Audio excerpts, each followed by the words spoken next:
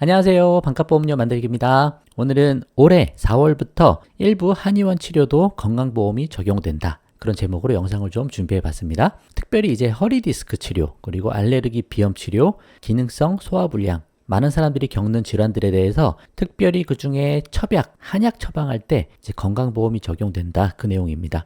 첩약 건강보험 적용 시범사업이 있었는데 그게 범위가 좀 확장된다. 올해부터 그 내용이에요. 그래서 우리가 내는 비용이 좀 줄어들겠죠. 또 이거를 우리가 실비로 보장받을 때 한의원, 한방병원은 실비 보장을 어떻게 받을 수 있나? 그 내용까지 한번 섞어서 같이 이야기를 좀 해보려고 합니다. 좀 좋아지는 내용이니까 한의원, 한방병원에서 이런 치료 받으시는 분들은 한번 관심 갖고 살펴보시면 좋을 것 같아요. 한번 시작해 보도록 하겠습니다.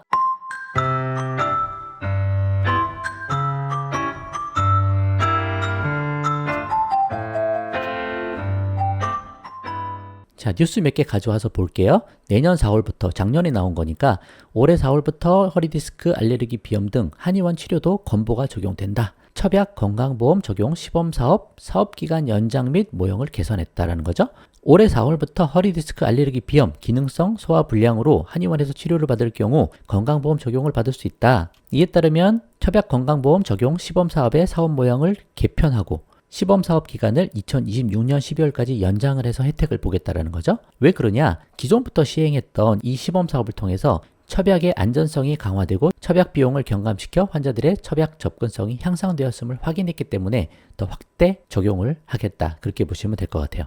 그래서 복지부는 2024년 4월부터 올해 4월부터 대상 질환과 참여기간 확대, 시범수가 조정 여러 가지들을 해서 연장 추진하기로 했는데 대상 질환이 첩약 처방이 빈번하고 첩약의 치료 효과가 높은 3개 질환, 말씀드렸던 디스크, 알레르기 비염, 기능성 소화불량을 추가하고 대상 기관을 기존 한의원에서 한방병원과 한방진료과목 운영병원으로 확대한다. 그 내용입니다. 그리고 급여 기준도 10일이 아니고 이제 최대 20일까지 확대한다. 그리고 법정 본인 부담률을 적용했다. 복지부는 한의학의 접근성을 강화하여 환자들의 의료비 부담 경감과 함께 국민들의 건강관리에 기여할 것으로 기대한다라고 전했다라고 합니다. 또 다른 기사 한번 보면 여기 좀 더 자세히 나와 있는 부분이 있어서 가져와 봤거든요. 여기 내용은 다 똑같아요. 그리고 첩약 건강보험 적용 시범사업이 확대가 되는데 첩약이 여러 한약재를 섞어 만든 탕약이라고 보시면 되고 기존 사업이 이렇게 되고 있다가 기존 사업에 추가돼서 이렇게 보장이 확대됐다. 범위도 늘어나고 기간도 늘어났고 그런 내용이 있으니까 한번 보려고 해요.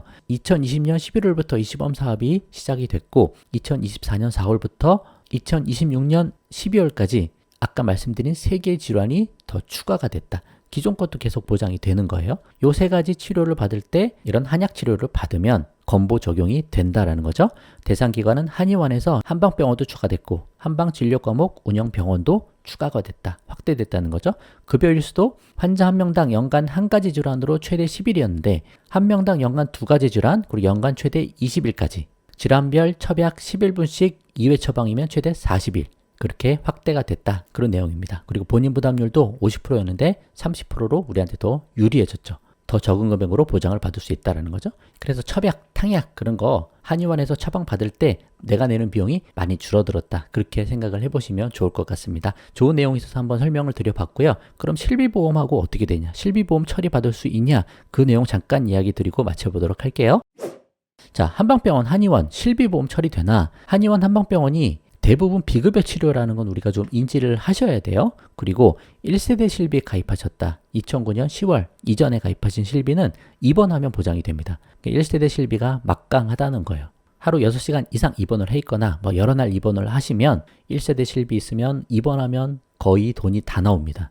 보장이 좋다는 거 무시할 수 없죠. 그러나 2세대부터는 비급여는 보장이 안 돼요. 그래서 급여만 보장이 된다. 그러다 보니까 한의원 한방병원에서 대부분 치료를 받아도 비급여는 보장이 안 되니까 거의 보장을 못 받는 거죠. 그래서 1세대 실비 가지신 분 중에 한의원 한방병원 많이 가시는 분들 거기서 또 입원 치료도 많이 하시는 분들은 1세대 실비 유지하시는 게 어떻게 보면 더 메리트가 있을 수가 있어요. 그 계산을 해보셔야죠.